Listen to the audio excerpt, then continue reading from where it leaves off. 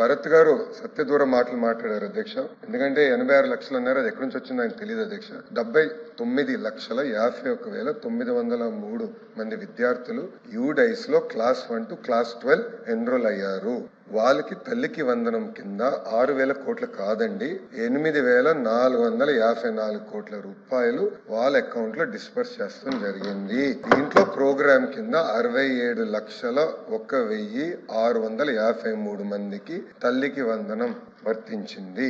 మీరు ఇక్కడ చూస్తే అంటే యూడైస్ లో ఎన్రోల్ అయిన వాళ్ళు అర్హులందరికి ఇస్తాం జరిగింది 84.27%. ఇప్పుడు మీరు అడిగారు, మీరు అమ్మ ఒడి కింద ఎవరెవరికి ఇచ్చారు, ఎంతమందికి ఇచ్చారు కూడా వివరంగా నేను చెప్తాను. ఆనాడు యూడైస్ లో 81,72,224 మంది ఉంటే మీరు కేవలం 42,33,098 మంది అంటే 52% మందికి మీరు ఇచ్చారు.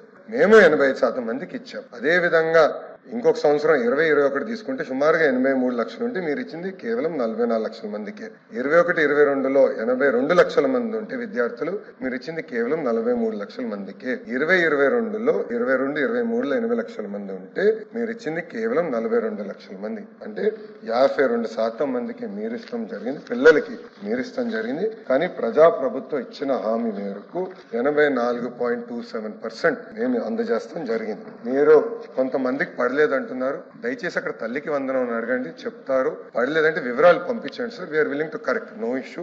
అర్హులు ఎంతమంది ఉన్నా ఇవ్వాలనేది ప్రజాప్రభుత్వ నిర్ణయం. మీరు వివరాలు ఇవ్వండి సార్, తప్పనిసరిగా మేము టేకప్ చేస్తాం.